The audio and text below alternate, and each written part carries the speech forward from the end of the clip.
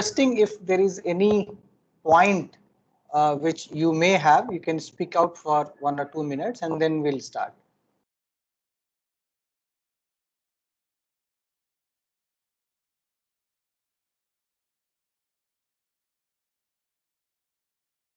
So is my voice coming? Anand Katoj says there is no voice. Somebody can confirm whether my voice is coming or not. We are able to hear perfectly.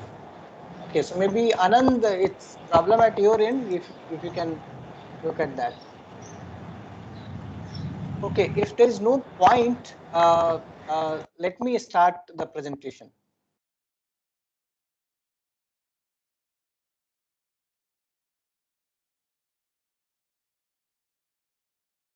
So we will start from where we left yesterday.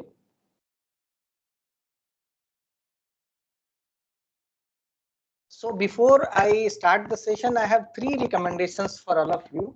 The first recommendation for all of you is that please use laptop or desktop instead of mobile to the extent possible for you, because then otherwise PPT do not look onto the mobile and you may not be able to read sometimes. Secondly, as far as possible, use wired broadband if you have, say, FTTH or any wired broadband or Wi-Fi created using wired broadband, because wired broadband is normally stable compared to the mobiles. Many a times mobile fluctuates, so you may lose something. So if it is possible, please use that. And as I'm sharing various specification document, and in future I'll be sharing certain white papers also. So, and these are small documents, so you can take printout if you, I mean, many people want to read on the device itself, that is fine, but taking printout and reading that in your leisure time definitely helps. I do that. So normally I take printout and keep reading. So because once I have read online and I read it again on a printed one, I get more out of that. So I recommend that you should also start doing. Rather, once you keep printing and keeping at one place, it will become a kind of a 5G library for you going forward, which you can refer if you want. So now let me start. So usage scenario of IMT 2020, which I had already discussed. So today what I will try to focus on is that the capabilities of 5G and these usage scenario. What is the importance of the 3 broad usage scenario with those capability which we have? This also I have taken from the ITU document. If somebody, some of you have read, you'll notice that it is from that. So this we had discussed that how IMT 2020 is better in terms of peak data rate or user experience data rate and spectral efficiency, etc. This we had discussed, so we'll not go into the detail. And these are the 3 broad usage scenarios: enhanced mobile broadband, massive machine type communications, and ultra reliable and low latency communications. So these 3 broad category under which so many services which is mentioned and something may not be mentioned are included in that. But the broad categories are 3. So now point is that these 3 broad categories, how they are relating to various capabilities of 5G and what is the importance of each capability. So for that, this is the diagram. So just see that there are 3 colors in this diagram. So the green color on the top side, which you see, is for enhanced mobile broadband. Please pay your attention so you'll understand better. And this yellow part, which is this one, is your ultra reliable and low latency communications. And this blue part is your massive machine type communication. So let us discuss that. What is the importance of peak data rate, user experience data rate, spectral efficiency for different usage scenarios? So let me start with URLLC, ultra reliable and low latency communication. So you just see that this yellow color is here. So this area is covered by yellow color, which is relevant for URLLC. And if you see the parameters like for peak data rate, so this is the, if you are here on the top, it is the high performance. If you are here, it is the medium, and if you are here, it is the low. So let us see for URLLC which of the parameters are of high importance, right? Okay. So, so can somebody tell me that for URLLC, this is the diagram, what is the importance of mobility and latency?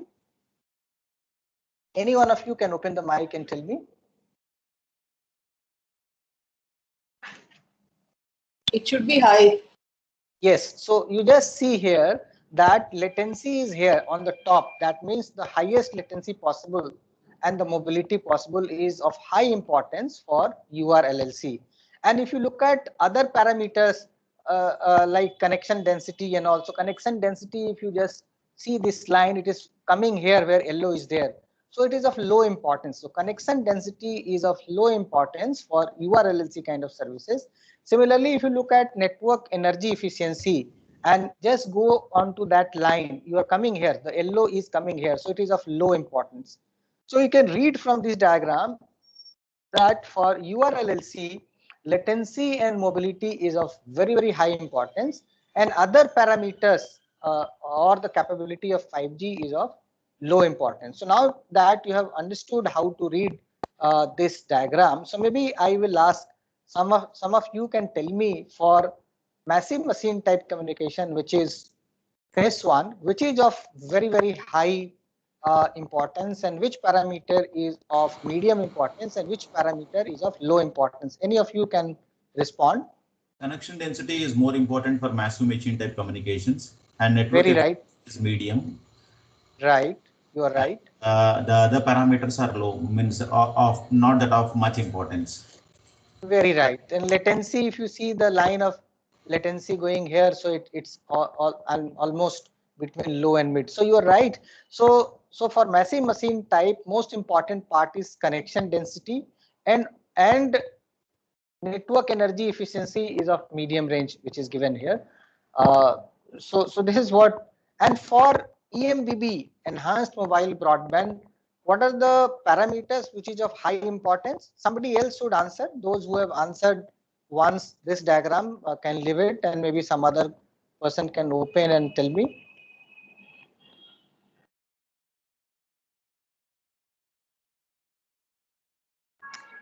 Any one of you? Hemendra? Harvesh Bhatia here. Yeah, Ji Bhatia ji. For this network, energy efficiency is of highest importance. Area Yes, energy efficiency is of high, right? You are right. Area traffic capacity. This is also high, very important, high importance. Peak data rate is high. Yes. And user experience data rate. Yeah, right. Spectral efficiency and mobility. Yeah. So most yes, of you're the, right. Most of the parameters here. Except latency, connection density. Connection density, all parameters are of high importance as far as EMBB services. So mostly used services will be, so basically if you talk about the services which will be used by human will be this, which is in green color, or EMBB, and these are mostly for machine communication. So this is for car and robotics. This is for IoT sensors, and rest all other parameters which are very high in number are for actually enhanced mobile broadband, and which is the case which will be used most, be it AR VR application or be it some other application. So mostly enhanced mobile broadband will become the most used usage scenario of 5G, at least for the human. For machines it will be MMTC, and for robotics and all it will be URLLC. Autonomous car and robotics will be URLLC. So this diagram, I think all of you have understood. Anybody having any question in this diagram? Okay, if there's no more question, I proceed further. So now I'll just talk about some of the features of 5G radio, although we'll have a separate session on air interface, but some of the things which we have discussed, let us summarize. So 5G radio is called new radio. The name given by 3GPP is the NR, or the new radio. So what are the features? Three important feature in this slide. First is that you just see it is operates from low to very high band. When I say very low to high band, so it operates in almost all the bands, millimeter wave and medium band, and also the low band part. Just a moment, let me choose a pen.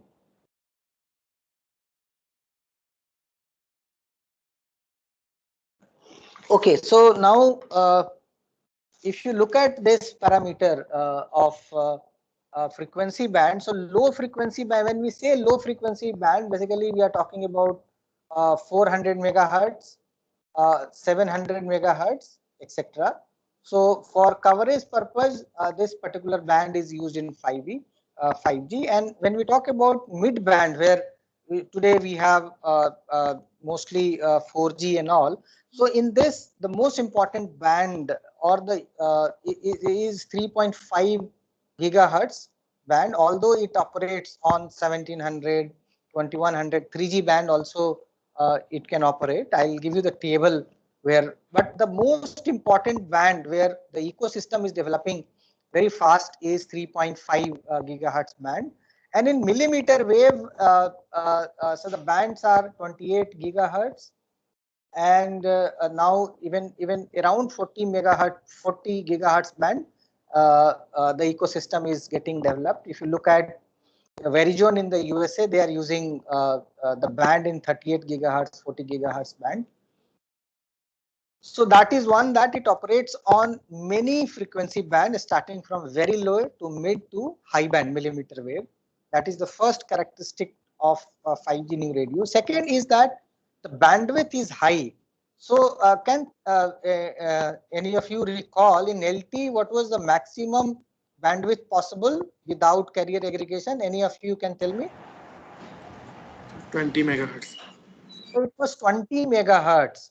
And in 5G, so 5G band you can categorize into two parts. One is that all the band which is less than 6 gigahertz is one part. So they here bandwidth you can go up to 100 megahertz.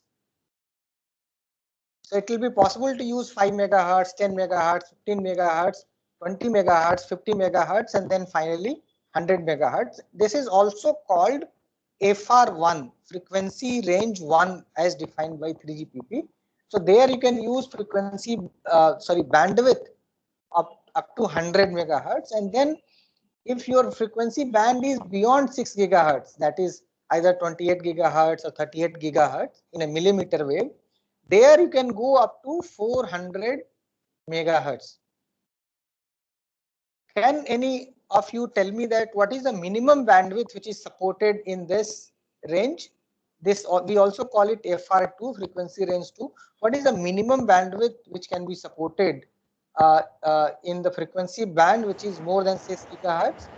50 megahertz. Yes, so it starts from the 50 megahertz and it can go up to 400 megahertz. And of course, we know that there is a concept of carrier aggregation.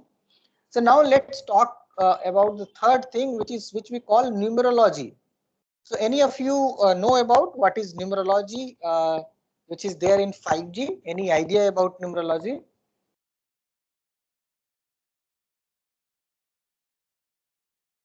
Okay, so no problem. So basically, if any of you know LTE, so LTE uses OF, orthogonal frequency division multiple access, OFDMA, and there you use your bandwidth frequency band is divided into a small subcarrier. So what is the subcarrier size in LTE, subcarrier spacing? Can anybody tell me? 15 kilohertz. Yes, you are right. It is 15 kilohertz. But in 5G, what happens is in 5G, we use, of course, 15 kilohertz, but we also use 30 and then 60, then 120 and then 240. So the subcarrier spacing which is used in 5G, it may be 15 kilohertz, it may be 30 kilohertz, it may be 120, it may be 240. So basically when you say numerology 0, practically you are saying that your subcarrier spacing is 15 kilohertz. When you say numerology 1, you are referring to 30 kilohertz. If you say numerology 2, you are referring to 60 kilohertz, and 3, 120, and 4, you are saying 240 kilohertz. So now I hope you have understood what is the numerology in 5G. So there are different numerology which can be used depending upon the various usage scenario. Right. So we will talk about that in detail when we discuss the air interface. For time being, let us understand that in 5G we support different numerologies for optimal operation in different frequency range. For example, in FR1, for example, just I'll take this example in FR1, which is less than 6 gigahertz band. So there you can use 15, 30, and 60. Kilohertz subcarrier spacing only, that is defined in specification, and in FR2 you can go start from 60 and then you can go up to 240. So this is how the numerologies are used in 5G. Any question on this slide or shall I move? Okay. So now what are the other features of 5G new radio? So just you see that first we'll talk about new channel coding. So in 5G, to enhance the capabilities or to enhance the throughput or to make it efficient, a new kind of channel coding is used, which is called LDPC and the polar coding. So LDPC is for data and polar for control channel. So can any of you tell me why this channel coding is done and what is the channel coding? Any one of you? When we say channel coding, what does that mean?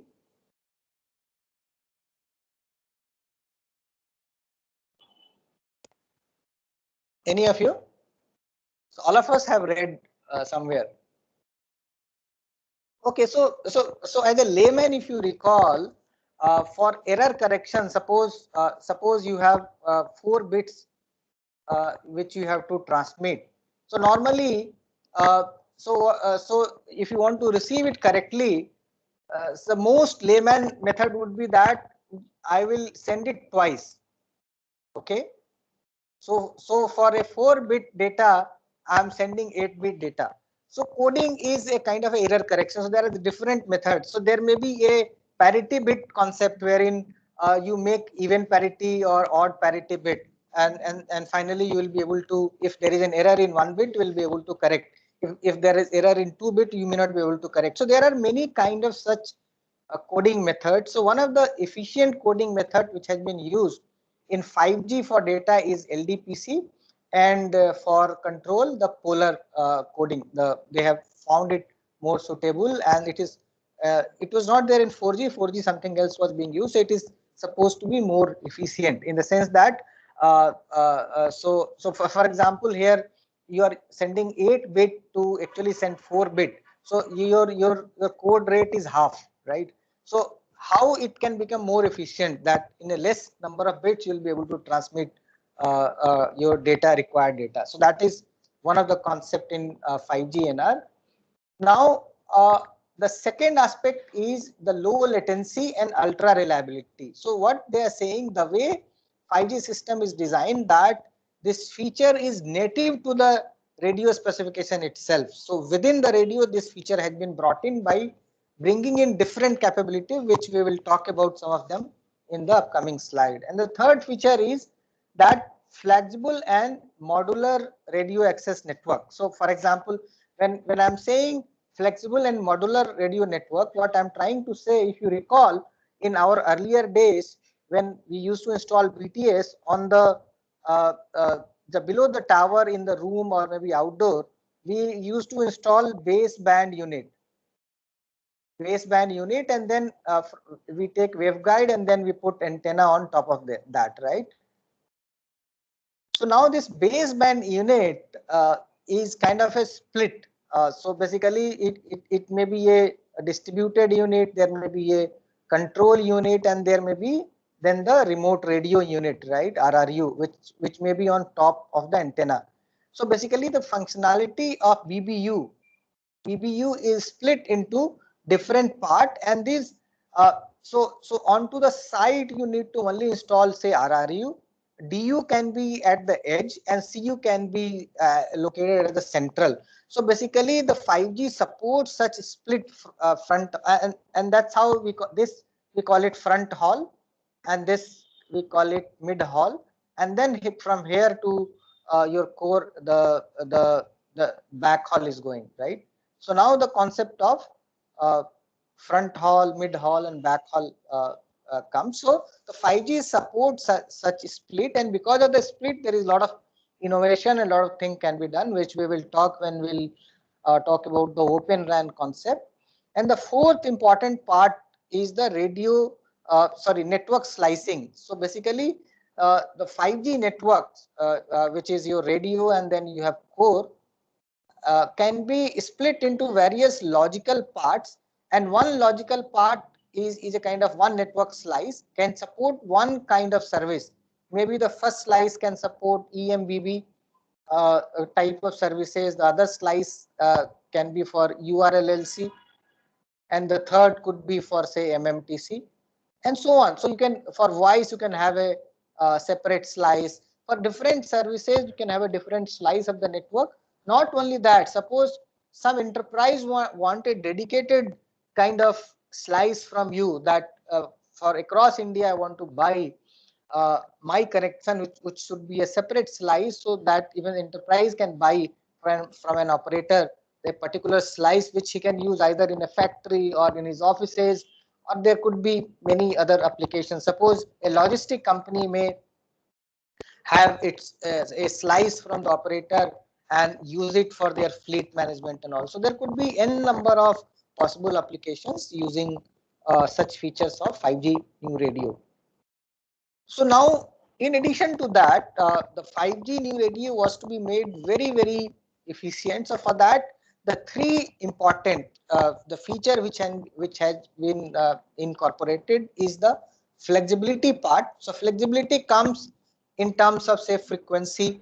I'll discuss in the upcoming slide in terms of numerology, in terms of different use, picocell, microcell, etc.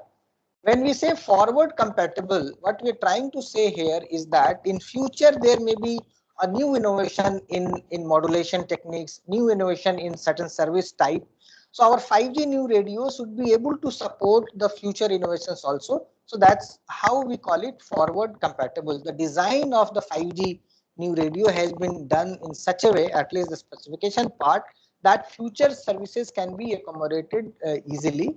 And then when we say ultra lean, what we're trying to say is that some of the overheads which was there in the 4G or 3G is kind of removed at the design itself, design stage itself, that there is a lot of always on kind of signaling which has been optimized so that the battery consumption will become less and processing power required will be less. So the three important efficiency related parameters are these three, and we'll have just discussion on each one of them.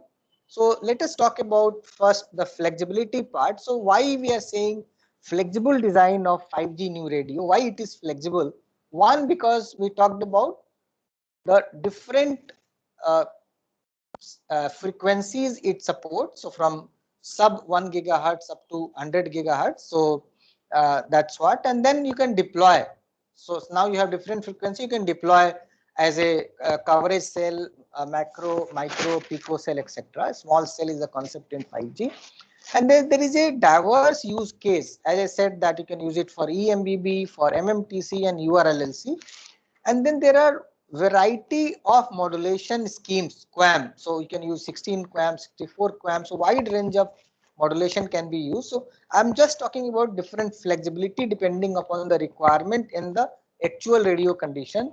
And then waveform and scalable numerology. I just discussed about numerology 0, 1, 2, 3, 4.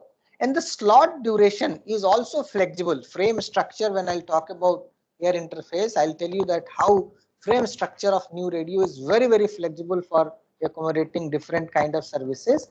And then we also have certain enhancement in the reference signal etc., which makes it more flexible.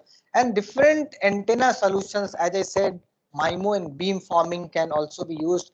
And since we are using millimeter wave, the antenna size will be very, very less. And in a panel, I can have thousands of antenna built, and I can form beam and I can steer beam. So this is the flexible design of 5G new radio, and most of these will come when we discuss air interface in detail. Now, why and how it is forward compatible, how it is future proof. Sometimes like Qualcomm calls it future proof platform. So why they call it future proof? All because there are inherent design which makes it forward compatible. So and why they have thought forward compatibility, as the three broad usage scenario which they have defined, there will be n number of services coming with a specific requirement. So in future, there are chances that some new technology, maybe in terms of modulation or maybe in terms of MIMO, beam forming will come, and which will be supported the way it has been designed. And the new radio frame structure here, if you look at frame structure, when we read air interface, we call it self-contained. That means a particular, suppose a time slot duration is of say 1 millisecond in case of 15 kilo subcarrier. In that slot, everything will come into that slot itself. So that's a self-contained. So for example, in case I need to use that 1 millisecond with certain different say modulation technique or encoding, I can always use in future because it is not spread. For example, if you look at LT, lot of control signals are spread all across various subframes. So if you want to use a new schema, you cannot use that. You have to bring in the new technology. But in 5G, they have made a case wherein you can put in certain new innovations in future, and it will not. So your current deployment will continue to work properly, and you can have a new deployment with the same infrastructure. So that is what future and forward compatibility which has been brought in 5G. And then transmissions are also well confined in frequency and time domain, so that which will allow future inclusion of new types of transmission in parallel with the legacy transmissions. This is how they have considered it while designing the specification, that it has to be forward compatible. And the third point is ultra lean design, because so the aim is that when there is no data transmission, if my base station is idle, it should not radiate signal, right? It should radiate signal at a very only whenever it is actually required. So basically ultra lean design also refers to minimizing always on transmission. So for example, in 4G LTE, there are a lot of signaling which is kind of always on. So those have been optimized. For example, different reference signal, demodulation reference signal, phase tracking, etc. is a kind of always on in 4G, which has been made periodic in 5G. So here also there is a lot of saving has happened, both side, devices side as well as the BTS side, in terms of power consumption, in terms of processing power. So these three parameters. So now, so here I am giving different specification. This is a reference. You can, if you want to read about different radio documents of 3GPP.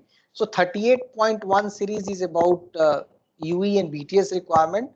0.2 series is the physical layer, and 0.3 series is radio protocols, and 0.4 is the architecture or interfaces. So under these, there will be a lot of document. For example, is shown here for 38.2. So different document will give you different aspect. In case any of you want to learn more, you can just download. If you just type in this document name, it will just take you, just type any of this in your Google, and you'll be landed to the 3GPP page, from where you can download this. This is available in Word and PDF both, and it's freely available for anyone to read. So you can download and read this document. Some of it will be covering in the air interface.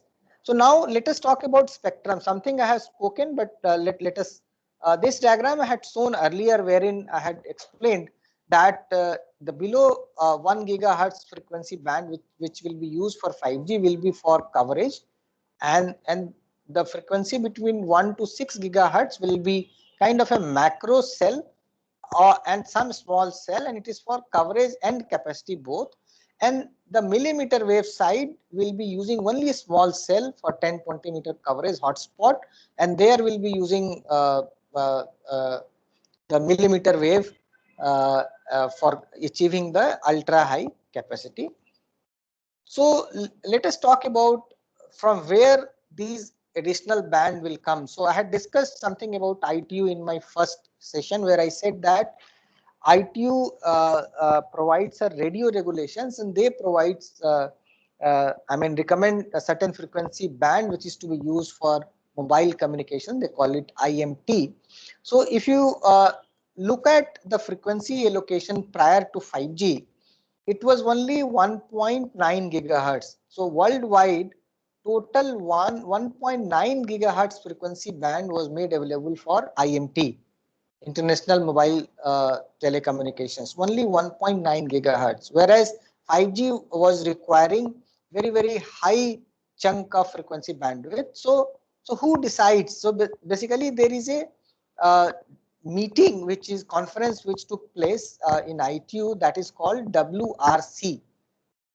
So WRC stands for World Radio Communication Conference. So every 4 years this conference happens, and within that 4 years they do a lot of experiment, study and all, and they decide if, there are a lot of other decisions are taken. One of the decision is that how much frequency bands they are going to allocate for IMT or mobile communication. So the WRC 19 was held in October-November 2019.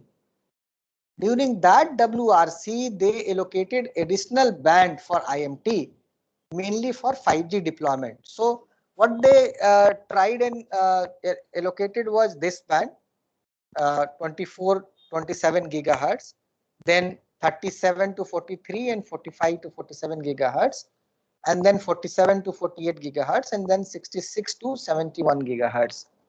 So if you just make sum of all these and plus 1.9, which was already earlier given, so total comes as 17.25 gigahertz. So now worldwide, as far as ITU is concerned, they have kind of recommended or use of 17.25 gigahertz band, which can be used for IMT. But in different countries, there may be these bands being used by railways or defense or ISRO kind of organization. But as far as, because ITU is concerned, they have agreed and they have issued this. So now if you look at when the 3GPP make specifications, so they, for every technology, so these frequency bands or for earlier 1.9 is not meant for any particular technology. It is for IMT. So the entire chunk of band which has been agreed by ITU is for IMT. Now it is for the standard making bodies in different countries to use out of these band for different technologies. So for example, if you look at 3GPP specification of, so they have said, they have defined FR1, frequency range 1, which I'll talk about, and FR2, which is among these as frequency band for 5G. So there is a Harvesh Bhatia here. Yeah, please go ahead, sir.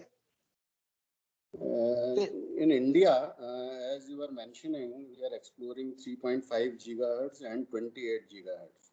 Right. But both of them are not appearing in these slots of 17.25 gigahertz. It is there, no? So, so basically, I think it is 20. India is exploring 26 here. I hope it is 26, not 28. And 3.5 was already there. So within this 1.9, 3.5 is already there. So this is additional band which I have shown.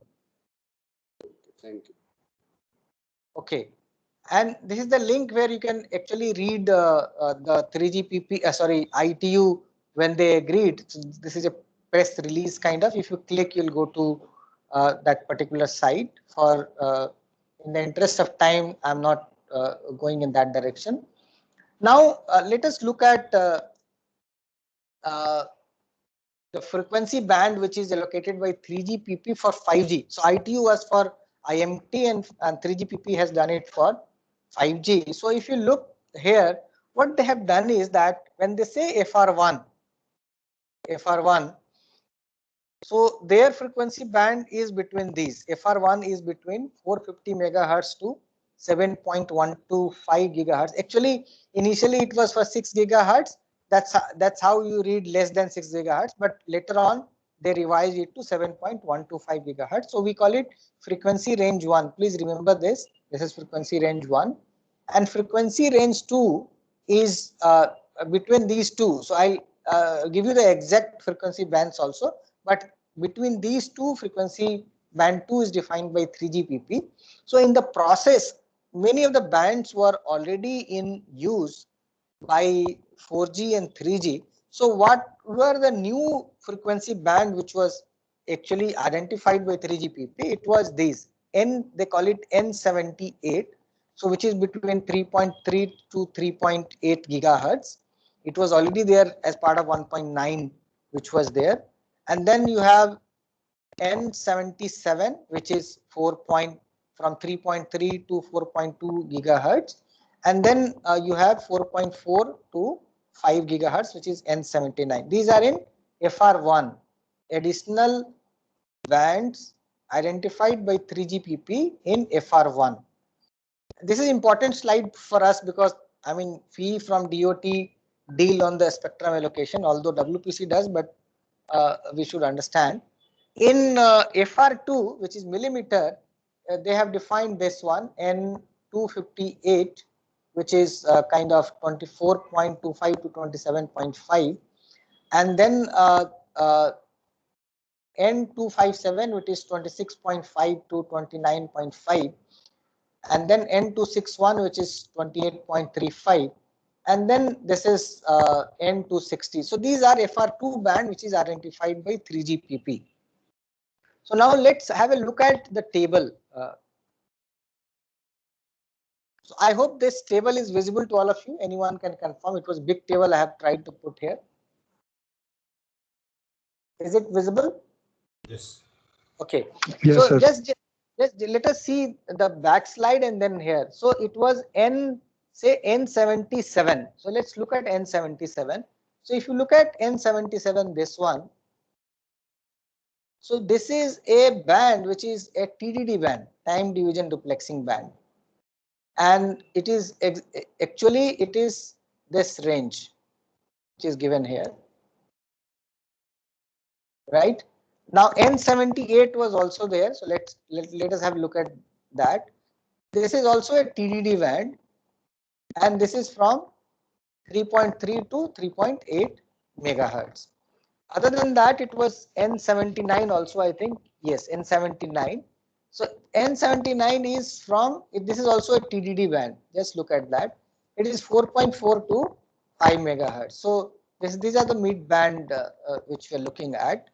And then if you look at FR1 band, it was 257 and 58. Let us have a look. 257 is here, top one, and this is also TDD band, and this is from 26 gigahertz to 29 gigahertz. So when we say 29, that means the 1.9 it was already there by ITU. Those are the additional band which has done ITU. So it must be already covered earlier. Okay, so this is 26.5 gigahertz to 29.5 gigahertz, and 258 is again 2.4 to 24.2 to 27.5. That is also in TDD band. So not all countries will have 257 and 258. So somebody will operate. So these are overlapping band. You can see some of the part is overlapping. So different countries may have different plans. Accordingly, this the band classification might have happened. Now, if you look at 261 and 260, so 260 is your again TDD band, and 261 is also TDD band. So it is 37 gigahertz to 40 gigahertz, and here 27 gigahertz to 28 gigahertz. So these are two bands. So you just saw that all the bands which has been agreed in FR1 new bands, all the new bands are at least in TDD mode, which is there, and there are certain spectrum which is also in FDD mode. So these were already there for 4G or 3G, which has been also agreed for.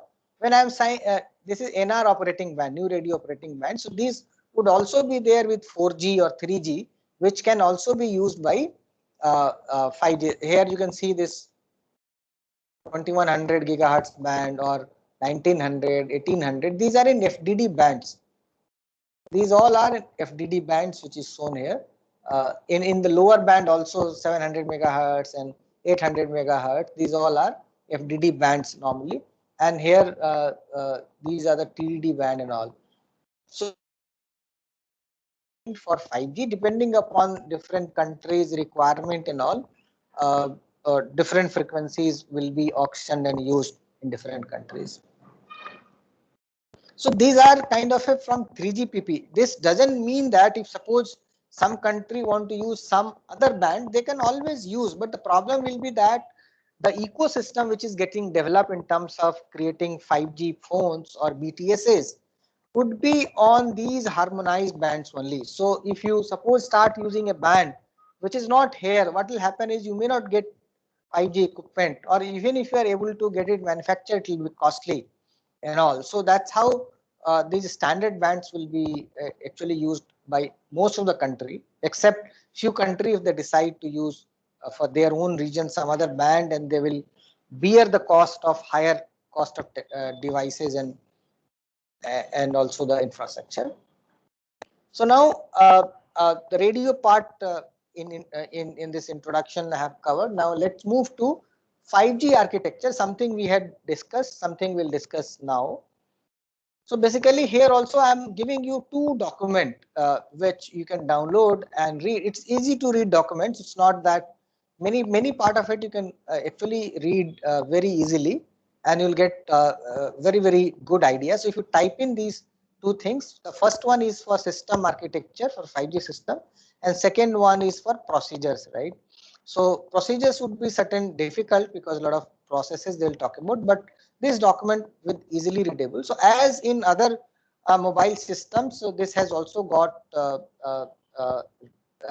one part which is the radio interface part, and then you have new generation radio access network. We call it NG-RAN. Sometimes we call it RAN, but for 5G we call it NG-RAN, and actually its name is G Node B. So in LT it was E Node B, in 5G it is G Node B, and the core is called 5GC, 5G core. For example, in 4G it is called EPC, Evolved Packet Core, but in 5G it is called 5GC, and then you connect to the data network. So in 4G it was packet data network, PDN we used to call it. Here it is any kind of data network because it also supports structured data. Okay, so now let me take you through. So 5G has got two kind of architecture. One we call it point to point.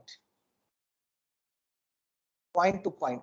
So when we say point to point, we say that every element gets connected to other element through a specific interface. So there is a specific protocol interface which is there with wherever connectivity is there, there is a specific interface.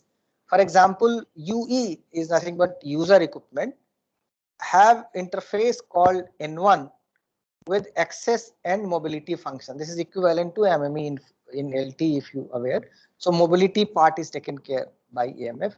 Although this interface is shown directly, but actually the actual physical connectivity will go through radio access network only. But it is a kind of a direct control channel communication between AMF and the user equipment. Similarly, from radio access network, which is G node B, the interface is called N2. And from radio access network to user plane function, UPF is nothing but user plane function where data forwarding will take place to the data network, is on N3 interface, and this interface between user plane function and data network is N6. When I go to the core architecture session, I'll go into much detail of these elements. So here I want to just say that you have point-to-point architecture in 5G, and that was the case for 2G, 3G, and 4G. If you read the specifications, so it was always a point-to-point architecture. But 5G now, in addition to the point-to-point architecture, they have defined service-based architecture, which I had shown in my earlier session, but I'll next slide also is about that. So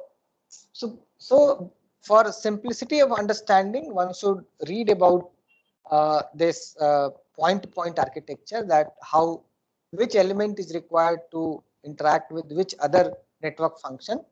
And let me also tell at least the name of each network element for time being. The functioning in detail will cover when we'll cover core. So I have already talked about UV. This is your mobile device or any kind of other device. This is your radio access network, which is shown here. In 5G, access network could be even the landline, fixed network, or any other kind of broadband, which we'll talk about. This is user plane function, and this is data network. So all traffic, so all the data traffic flows here only.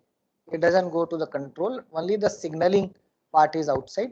AMF is access and mobility function. The SMF is for session management function. As I said, the data call is flowing here, so it is a kind of a session. Session management is done by SMF, and this is policy control functions. All the policy decisions are taken by PCF. As I said that 5G supports network slicing, so this element is network slice selection function. It selects a particular slice of the network depending upon what a particular device is subscribed to and which service it wants to use. And this is authentication function, and this is unified data management like your HLR in previous generation of technology. And then AF is your application function. Any third-party applications, AR, VR, or anything will be called application function, and they connects on N5 interface in case point-to-point architecture is used. So, but in 5G, since service-based architecture is defined also, so all OEMs and all operators are going onto the service-based architecture, being more flexible. So now let's look at the 5G service-based architecture. So this slide I had discussed in earlier, but briefly let us discuss. So the lower part, which is now in color, is called user plane. Because why it is called user plane? Because all the data traffic from UV to radio network to UPF to any kind of data network flows here. And because of this, it becomes very flexible that you can deploy the user plane part along with your RAN, or along where in the lower cities or tier 3-4 cities where you're installing the radio network. And the upper part is called control plane, because all the control functioning is done by the upper part of it. And as I said, it is service-based architecture, all because basically it is in they talk to each other. All the control plane network functions, they talk to each other on an API. So these are API interfaces which you are seeing the name given. This is API interface of UDM, so the names are given. And if you look at the previous diagram here, there are certain new network element which is coming as part of service-based architecture, as it is. So those network element are NEF and NRF, right? So what is NEF? NEF is network exposure function. So network exposure function is something all the third-party applications will connect through NEF to the 5G network. So this will expose an API, northbound API outside this, and using that API, third-party application, if they are authorized, will connect to the system. For example, if you have applications like AR/VR, they need to connect here for policy charging function and all. So they will connect through NEF only. And now you have another new network element in service bus architecture, which is called network repository function. So basically what happens is it contains kind of address of all other network function. For example, if a new AMF is kind of installed, that means a software is installed as an AMF, it registers itself with NRF. So basically its IP address or domain name is registered here. Similarly, SMF. So there may be n number of AMF instances. All those instances detail are there in the NRF. So what happens is if SMF want to interact with AMF, so how it will know that which AMF it has to contact and what is the IP address, whether that AMF is down or up. So what AMF does is that it discovers, SMF does is that it discovers the address of AMF through NRF. So network repository function is having kind of address, the present address or the active address. So it first approaches NRF, gets the address, and then with API call, all the interaction happens. So NRF is nothing but for discovery of different network elements. The rest of the network function was there in the point-to-point architecture.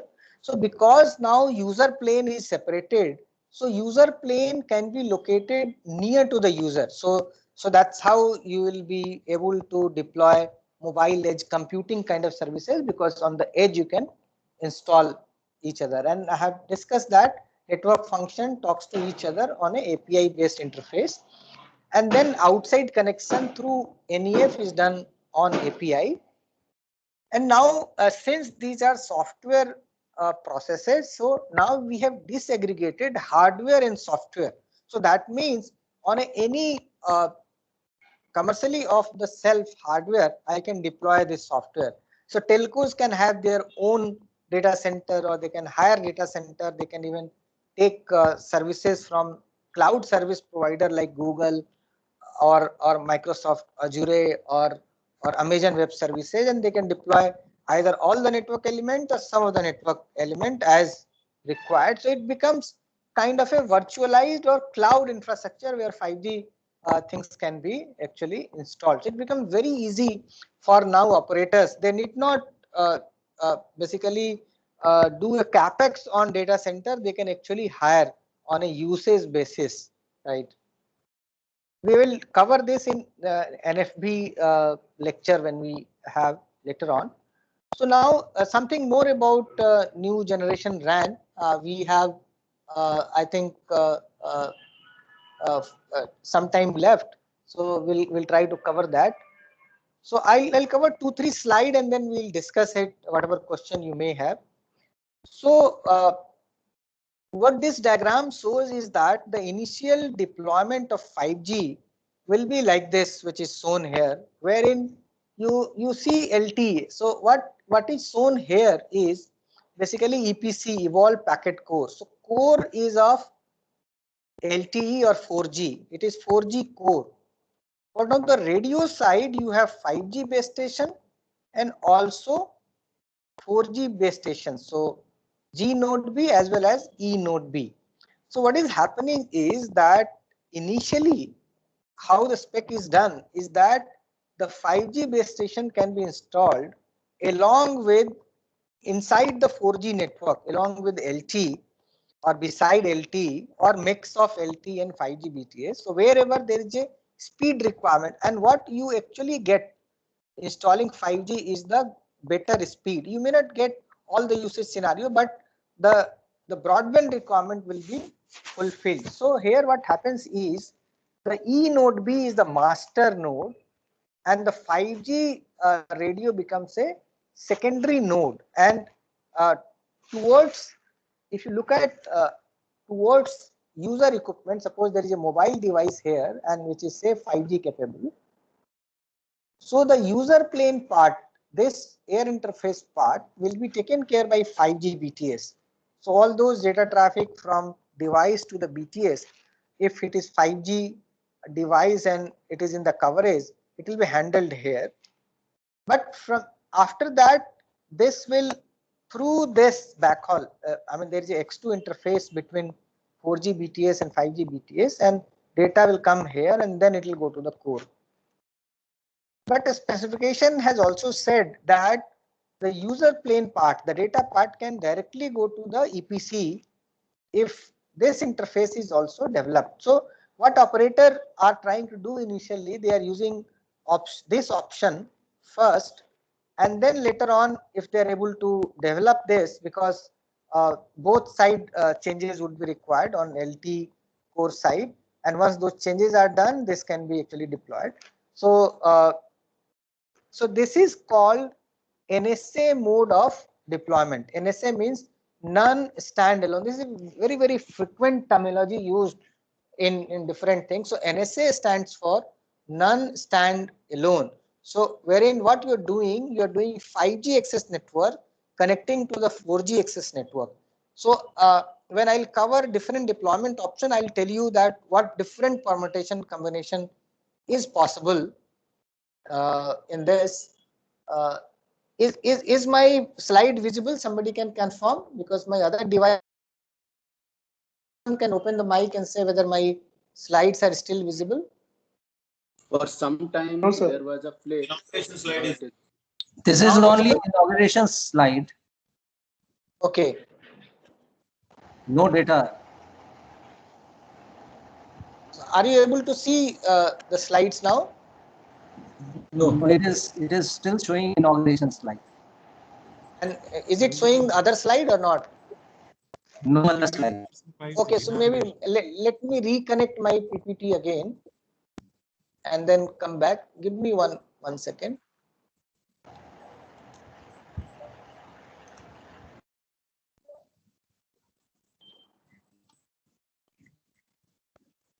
I think somebody else have uploaded my earlier slide. Jhamli, please don't play. I think Jhamli has tried to. Somebody has tried to kind of do that. Let me try to. Is it visible now? Yeah, visible now, sir. Okay, so I have discussed that particular mode, non-standalone mode. Now there is other option. The other option here, which is being shown, is you have 5G core,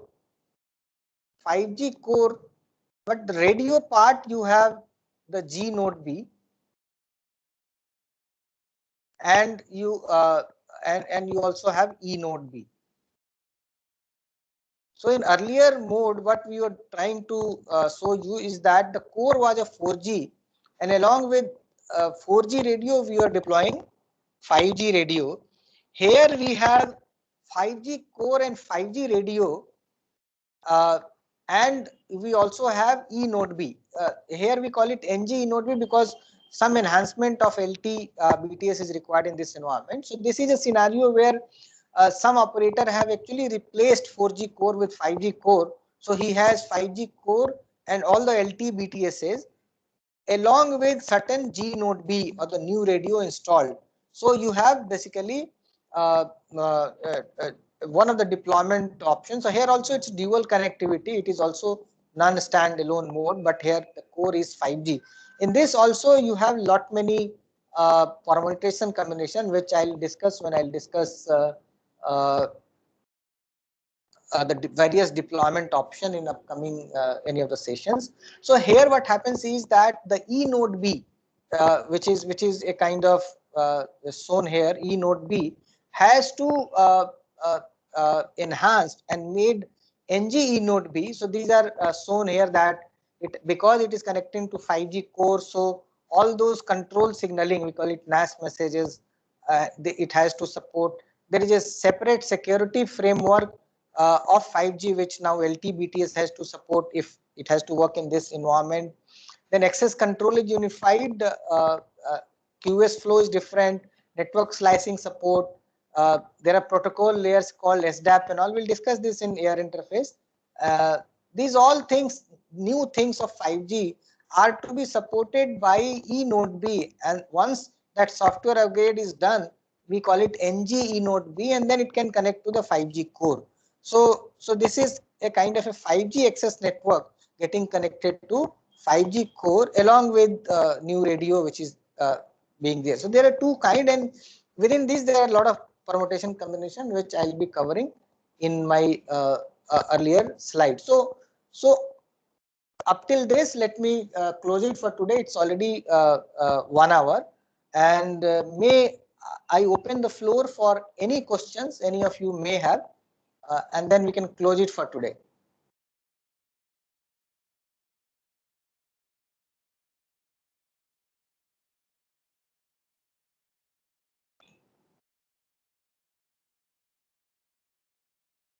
So any question or any discussion or anything you can come up with. Yeah, please go ahead. Sir, KK Agrawal here.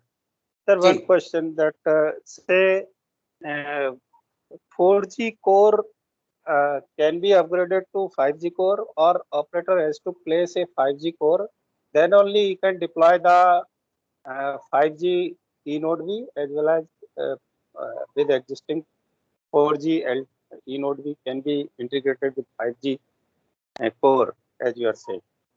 You're right. So basically, let me explain you that suppose an operator is having 4G core, right? So normally 4G core need to be enhanced slightly, and once you are able to enhance the new radio, if you look at specification of release 15 specification of 3GPP, they have already worked upon that 5G radio can actually work with the 4G core with slight enhancement of the 4G core, which operators are able to do through a software. It is not a hardware change. It is just a software change, support of something, and then you can connect your 5G base stations, which is called gNodeB in our case. So 4G core can be used as 5G core. If you look at release 15, no, so there they have also talked about what enhancement has to be done in EPC or the 4G core. They call it CUPS architecture.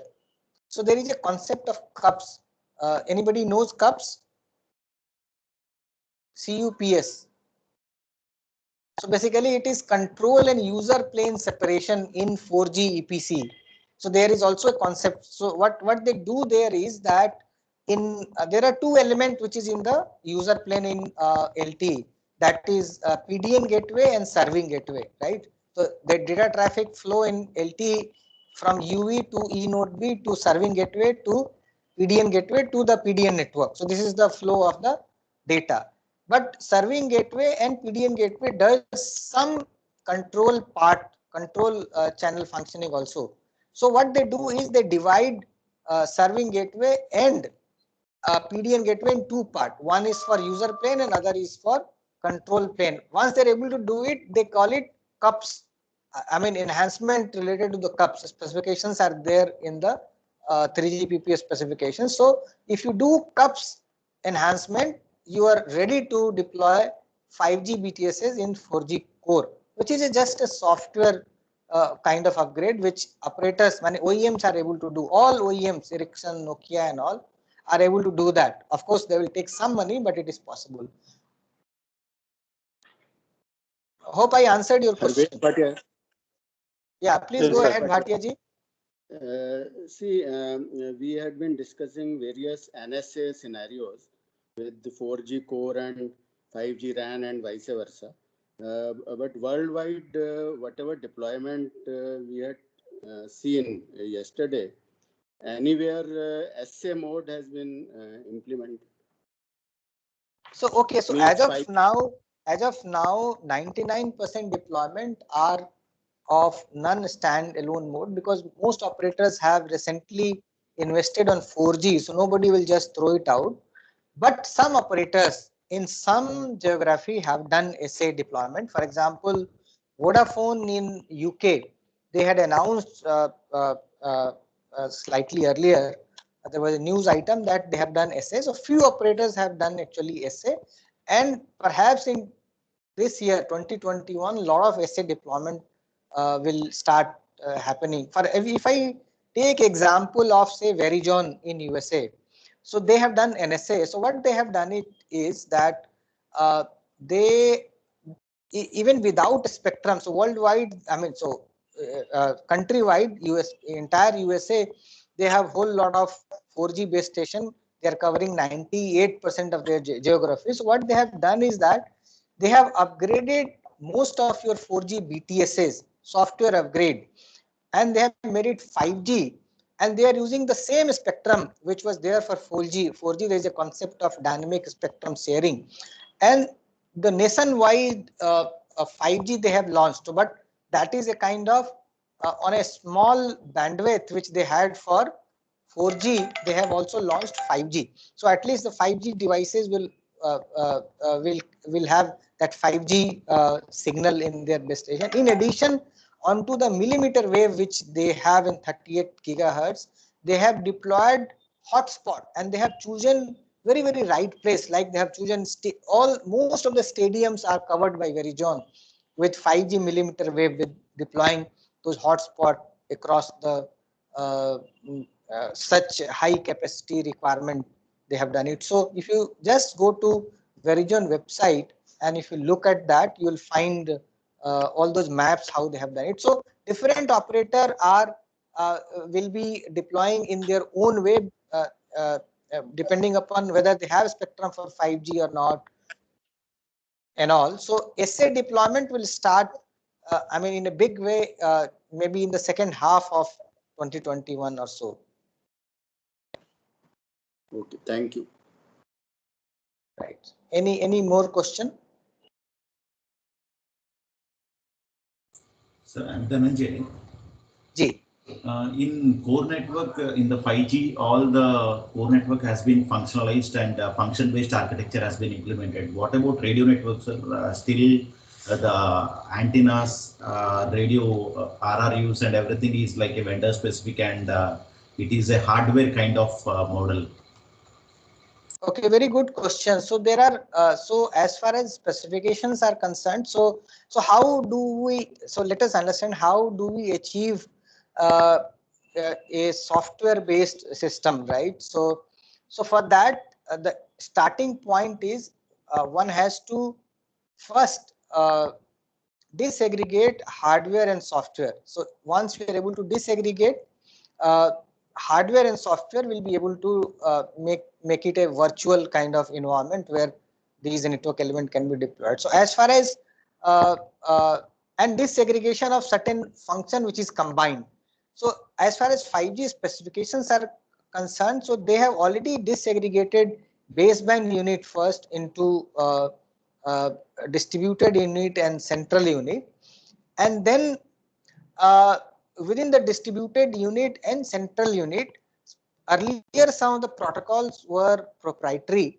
So now the 5G specifications, they have made certain interfaces as standard one. So they have opened the way for a model wherein you can buy a hardware from one vendor and software of BTS from other vendor.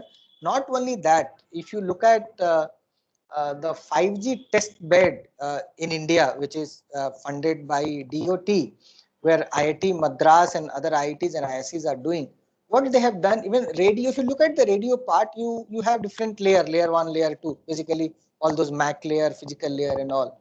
So for every layer, they have made a piece of software. So the IIT Madras have worked upon wherein every layer of radio, they have made a piece of software and they have integrated it. So now the hardware and software, this integration is already there. And now because the specifications have come up in that way, they have done it even the part of the software as one package, part of the software as a second package, and that they have integrated and it is working. So the advantage of this will which will come is like, suppose I'm expert and my software for MAC layer is very efficient. So operator can buy MAC layer from me, physical layer from somebody else, and then integrate it. So This is how it becomes very flexible and new innovation can come. A small company need not build the entire 5G ecosystem. They can just focus on AMF. They can just focus on one part of it and deploy. So you're right, in radio part also the same thing has happened.